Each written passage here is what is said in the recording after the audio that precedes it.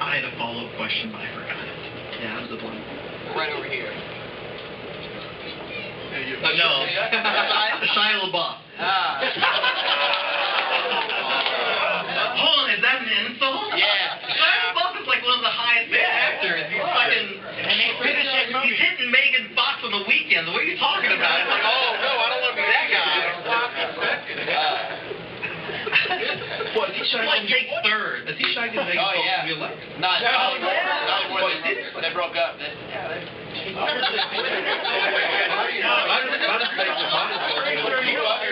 I'm sorry for the curveball. Shia LaBeouf Jr. Alright, War Heroes. Yes. Where the fuck? Actually, issue 3 went off to the printers today. Yeah. I got an email from Image and it's off to the printers today. So it only took about a year to draw it. To be fair, he was drawing it for free, so I couldn't complain. But now I need to write issue 4 because he's finished issue 3. So thank God the Afghanistani war's going on for another 40 years according to Obama. So you know he's bought us a little time. Osama bin Laden cover. That's the one. That's issue 3 because it's Islamic fundamentalist on this with a sword on the side of an F-111 attacking a superpowered Islamic fundamentalist attacking an American pilot. So this could be the last time you ever see me. What was up with the big cock? One cover, so two covers in. Oh no, that is the cover. That's. They're showing it with the hands raised and fists and hands covered. Oh no, that's the cover of issue 4. That was a mistake. No, then 3 is the Islamic guy on the side of the I slide. thought maybe somebody's bowing pressure. No, way, no. No, but luckily Islamic fundamentalist guys have got a great sense of humour, so there'll be no ramifications whatsoever. I'm sure. Love ironic humor. Hey, Mark, what was up with the big cock? Come on. What did you do? What was up with my call? No. But no, in issue 2, when the drill sergeant's going up against all his He people. wants to know about the big penis in issue 2 You just and turn your the page penis. and it's just It there. wasn't that big. Yeah, it was. It was not normal.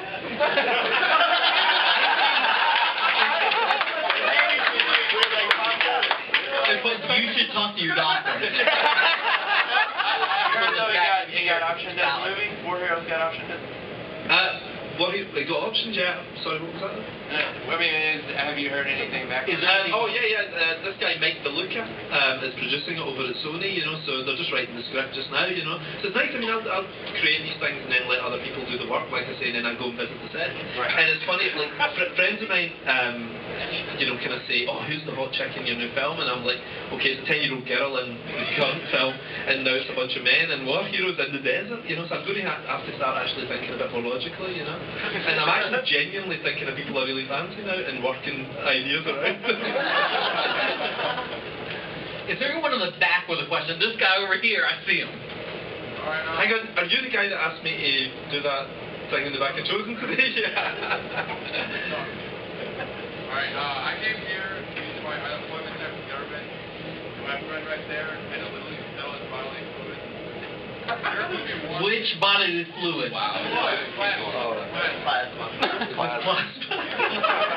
Fair enough, continue. They paid $350 million. Yeah. So how come your drinks are free and we gotta pay? That's the American way, my friend. I think...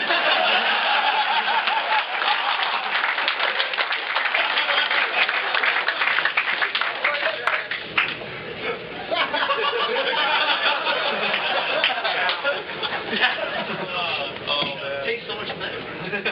Take 2 more. Next question. Over here on the right.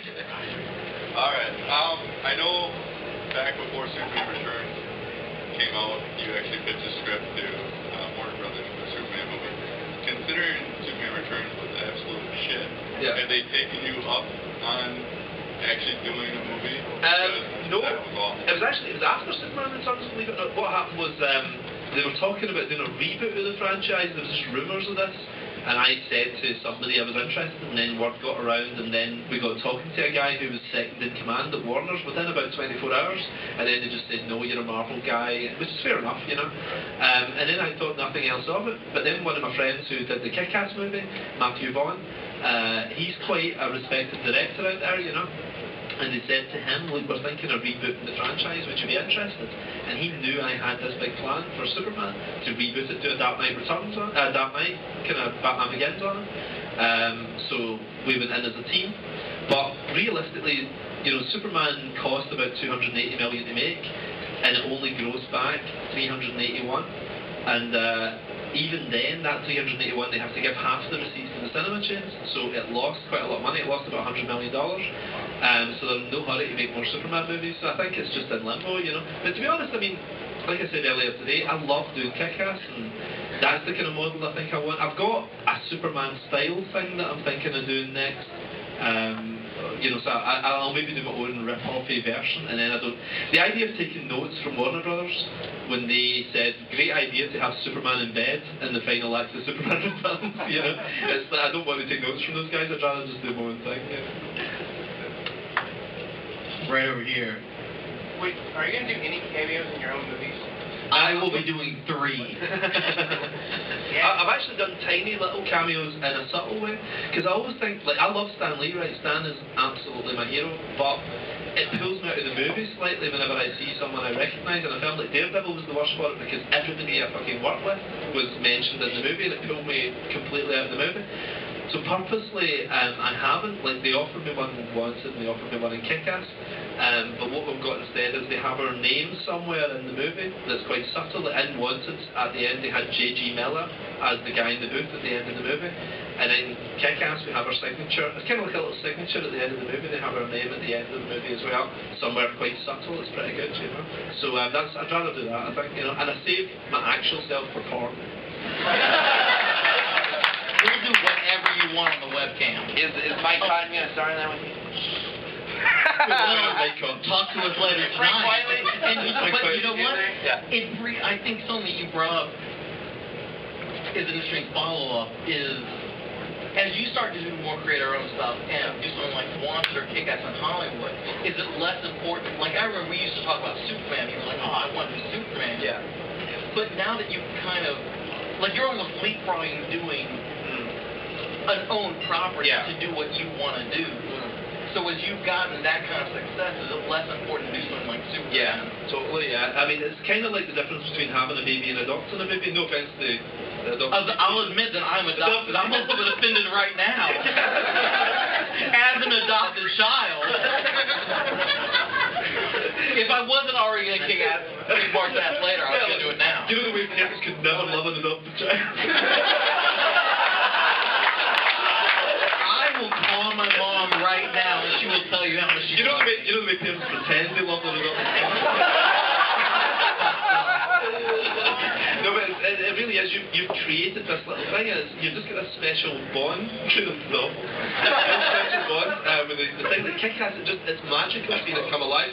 Whereas Superman's been done several times. There's been several incarnations. And for me to do a thing with Ben Affleck as Superman or something is less special than seeing Hit Girl go from a little pad that I doodled her on 2 years ago to seeing her standing in front of me calling someone a cunt.